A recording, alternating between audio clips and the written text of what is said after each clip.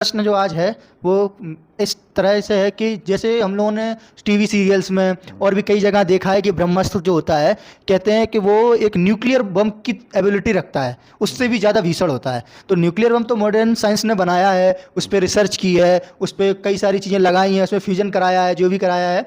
तो क्या सर वो मंत्र से ऐसा क्या कर देते थे कि वो इतना भीषण हो जाता था कि उसकी जो है उपमा न्यूक्लियर बम से कहते हैं?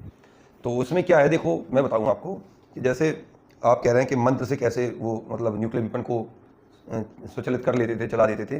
और अब जो होता है वो आप न्यूक्लियर विपन आप देख रहे हैं लगभग ज़्यादातर कंट्रीज़ के पास हैं। तो एक्चुअली में क्या है, जो न्यूक्लियर विपन है वो यूरेनियम की फिजन रिएक्शन से काम करता है, ठीक है। और उसमें ट्रेमेंडस अमाउंट ऑफ एनर्जी रिलीज होती है, बहुत सारी अमाउंट एनर्जी रिलीज होती है, जो हिरोशिमा नागासाकी पे चलाया गया था यूएसए द्वारा। तो अब पहले कैसे चलाते थे, जैसे मैं एक बात कहूँगा आपसे, जैसे आपके हाथ में कोई कपड़ा है या कोई पेपर है मान लीजिए, और इस पेपर को आप इसको जलाना है, तो इसको जलाने कितने सारे तरीके हो सकते हैं इसको। जैसे आपको इसको जलाना है तो आप इसको माचिस के जला दीजिए, ठीक है ना, या आप कॉन्वेक्स लेंस लेके आइए और सूरज के सामने लेंस को फोकस कर दीजिए तो इसमें आग लग जाएगी। तो एक तो आपका माचिस का तरीका हो गया जो कि हर घर में मिलेगी, और एक आपका थोड़ा सा पढ़ा लिखा हो गया कि आपने कॉन्वेक्स लेंस का ऑप्टिकल साइंस का यूज़ किया, ठीक है। केमिकल साइंस में आइए कि आप इसमें दो केमिकल मिलाइए, इस पर डालिए, वो जैसे एयर के संपर्क में आएंगे वो आग पकड़ लेंगे। कई ऐसे केमिकल्स हैं, ठीक है ना। और या इसमें कोई एक चीज़ को आप इतनी तेज़ी से आप रगड़ें और घिसें कि इसकी फ्रिक्शन घर्षण से इसमें आग लग जाए, ठीक है ना। पहले होता है ना, दो पत्थर को स्टोन एज में दो पत्थर को ऐसे टकराएंगे तो चिंगारी निकलेगी, आग निकलेगी, तो फ्रिक्शन से आग। तो जैसे आग गिराने के कई तरीके हो सकते हैं। आपको कहीं जाना है तो वहाँ जाने, उस प्लेस पे जाने के कई सारे तरीके हो सकते हैं। उस प्लेस पे आप जा रहे हैं, जैसे घर जा रहे हैं अपने, या कहीं जा रहे हैं, जरूरी नहीं एक ही रास्ता है। अब जैसे आपको यहाँ से मुंबई जाना है तो आप बाई एयर जा सकते हैं, आप बाई ट्रेन जा सकते हैं, आप बाई कार बाई बस जा सकते हैं। तो कहीं जाने के भी कई रास्ते हैं। इसी तरह से किसी भी चीज़ को करने कभी कोई एक रास्ता नहीं होता, ठीक है ना। जैसे आप फिजिक्स हैं, फिजिक्स में आप सॉल्यूशन निकालेंगे तो एक क्वेश्चन को सॉल्व करने के लिए दो तीन तरीके से आप सॉल्व कर सकते हैं, यहाँ से पकड़ लिया, वहाँ से पकड़ लिया, यहाँ से पकड़ लिया। तो इसी तरीके से जैसे आपने कहा साउंड एनर्जी पे आपने बात की कि पहले के मंत्र जो सिद्ध कर लेते थे, जो इन्हें मिलते थे, जो ब्रह्मास्त्र वगैरह चलाते थे, तो वहाँ पे कुरुक्षेत्र की ज़मीन पे ये बोला गया है कि वहाँ पे यूरेनियम के अवशेष पाए जाते हैं। ये रिसर्च में आया है। और ये भी आपको पता है कि जितने भी न्यूक्लियर वीपन हैं जब वो काम करते हैं तो न्यूक्लियर फिजन पे काम करते हैं, और यूरेनियम का उसमें यूज़ किया जाता है फिजन में। तो यूरेनियम अपने नीचे वाले एटम नंबर के पार्टिकल में टूटता जाता है और एनर्जी रिलीज होती जाती है। और जितने न्यूक्लियर प्लांट हैं जो आपके चलाए जाते हैं बिजली उत्पादन के लिए, इलेक्ट्रिसिटी जनरेशन के लिए चलाए जाते हैं, उनमें भी जापान सबसे ज़्यादा आगे इसमें, जो आप न्यूक्लियर का यूज़ करके, यूरेनियम का यूज़ करके अपनी इलेक्ट्रिसिटी का जनरेशन करता है, जिसमें पोल्यूशन नहीं होता इस वजह से, जैसे ग्रीन एनर्जी बोलते हैं इसको। तो ठीक वैसे ही जैसे आप यूरेनियम का यूज़ करके फिजन रिएक्शन करा के एनर्जी डेवलप कर रहे हैं, ठीक है। अब वो एनर्जी जब किसी को मारने जा रही है तो घातक है, वो इस्तेमाल अगर समाज के लिए की जाए तो अच्छी होगी। ठीक वही चीज़ जैसे आप घर में लाइट आती है, तो लाइट आपके घर में आ रही है और आपके घर में इलेक्ट्रिसिटी बिजली आ रही है, तो कितनी खूबसूरत है कि आप देख रहे हैं, उससे आप एसी चला रहे हैं, टीवी चला रहे हैं, अच्छा लग रहा है। और वही लाइट का वायर का इंसुलेशन कहीं हट गया हो और आपका हाथ वहाँ पड़ जाए तो आपको ऐसा फील होगा कि लाइट से खतरनाक कोई चीज़ नहीं है। अगर आपका हाथ गलत पड़ जाए उस पर तो वो जान ले लेगी आपकी, कई लोग मर जाते हैं। तो ठीक वैसे ही है कि जितनी एनर्जीज हैं ये यूज़ की जाती हैं, तो अगर उनको सही से यूज़ किया जाए तो समाज को सुख देने के लिए हैं। अब घातक तरीके से यूज़ किया जाए तो फिर देश खत्म हो गए हैं और हो सकते हैं, that is called nuclear weapon. अब मुद्दा आया मंत्र विज्ञान पे, तो आप साउंड पे बात कर रहे हैं। तो बात यह है कि पहले जो साउंड एनर्जी पे काम करते थे मंत्र पे, वो साइंस जो था, वो साइंस पहली बात तो विलुप्त हो गया है, वो इस युग तक पहुंच नहीं पाया।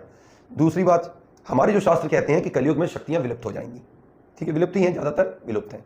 अब वहाँ पे आप देखेंगे तो जब वो तपस्या करते थे और उन्हें गुरु द्वारा गुरु प्रदत्त दीक्षा दी जाती थी, उस साइंस को उन्हें समझाया जाता था। जैसे आज बच्चे फिजिक्स सीखते हैं, अब जैसे कोई बच्चा फिजिक्स नहीं पढ़ा, कोई बच्चा मैथमेटिक्स ना पढ़ा हो, वो गाँव में रह जाए और गाँव में ही रहे, उसके बाद वो कोई वहाँ से कोई आर्ट के सब्जेक्ट पढ़ ले, साइंस के ना पढ़े, और तुम उसे एक दिन ले आओ और उससे कहो देखो एक मास दूसरे मास को अट्रैक्ट करता है, तो वो कहेगा यार क्या भाई खोपड़ी खा रहे हो, क्या होता है ये, यही बोलेगा ना।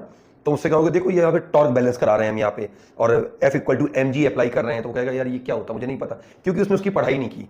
तो गुरु प्रदत्त ज्ञान जो होता है, गुरु से परंपरा जो मिलता है, वो साइंस हो, विज्ञान हो या आध्यात्मिक हो, जब तक वो नीचे वाली पीढ़ी तक नहीं पहुंचेगा तो वो पीढ़ी उस सब्जेक्ट से, अपने विषय से अनभिज्ञ रहेगी। तो अब वो चीज़ जब यहाँ तक नहीं पहुँच पाई, तो आज उस तक पहुँचने के लिए विज्ञान ने अपना रास्ता निकाल लिया, जहाँ से ये न्यूक्लियर वेपन बना, ठीक है। अब जिस तरह से एनर्जी डेवलप होती है न्यूक्लियर वेपन में फिजन से, लेकिन जो हाइड्रोजन बॉम्ब जो कि ज़्यादातर कंट्रीज के पास नहीं है अभी, ठीक है, रसिया के पास है, ठीक है, तो हाइड्रोजन बॉम्ब का जो जनरेशन है वो फ्यूजन पे है, जिस पे सन काम करता है, सूरज काम करता है। ये और भी ज़्यादा खतरनाक होता है, इसमें हाइड्रोजन एटम्स का फ्यूजन कराया जाता है, ठीक है। तो मंत्र विज्ञान की अगर बात करें तो उनका जो सिस्टम था वो अपनी वाइब्रेशनल, किसी मंत्र की, वैदिक मंत्र की वाइब्रेशनल एनर्जी को इसको सिद्ध करते थे, इसको बार बार चैंट करके जप के सिस्टम में लेके आते, गुरु के द्वारा पूरा सिस्टम बना के करते थे। तो क्यों नहीं पॉसिबल? बिल्कुल पॉसिबल है अगर वहां से जाएंगे। मैंने बोला ना, साउंड एनर्जी से भी वही हो सकता। जैसे आप किसी शीशे को तोड़ना है, उस शीशे पे आप हथौड़ी मार दो वो टूट जाएगा, क्लियर। उस शीशे पे आप कोई ज्यादा हॉट या गर्म चीज अगर आप ले जाए उसके समीप, गर्मी से वो टूट जाएगा, हीट से। और उस शीशे से पे पास अगर आप ज्यादा साउंड डेवलप कर दें, जैसे बाहर से जेट निकल जाए, तो शीशियों की खिड़कियों के जो शीशे हैं वो टूट जाएंगे। तो शीशे को तोड़ने के 3-4 तरीके हो गए ना। तो वैसे ही उसको अनुसंधान करने के लिए जो मंत्र वैदिक विज्ञान था, वो अब जो लुप्त हो चुका है, वो उस समय कार्य करता था। अब आपने देखा होगा कि जैसे राग मेघ, राग दीप, ये पहले के लोग सुनाते थे, क्लासिकल संगीत में सुना जाता है। तो बोलते हैं कि वो सुनाते थे, जैसे तानसेन जी सुनाते थे, उसके पहले भी लोग सुनाते थे। तो मेघ बरसने लगते थे और दिए जल उठते थे। तो ये क्या है? साउंड एनर्जी है। साउंड एनर्जी का यूज करके जब तोड़फोड़ मचाई जा सकती है, तो उसी फ्रिक्वेंसी पे, जिस फ्रिक्वेंसी पे वो मेघ चल रहे हैं, उस फ्रिक्वेंसी पे क्लासिकल संगीत इंस्ट्रूमेंट के द्वारा, किसी यंत्र के द्वारा, जैसे वीणा बोलते हैं, उससे डेवलप करके उनमें वाइब्रेशन जनरेट करके उनसे बारिश क्यों नहीं की जा सकती? भाई मैं इस बात को इसलिए मानता हूं क्योंकि मैं इस चीज को देखता हूं, मैंने एनालिसिस किया है इन चीजों का। तो जब ये हो सकता है तो वो भी हो सकता है। ये बात जरूर है कि हाँ, उतने प्रदत्त गुरु शिष्य परंपरा से अब वो लोग नहीं रहे, ना अब गुरु हो रहे, ना शिष्य वैसे रहे, तो वो ज्ञान कहीं लुप्त हो गया।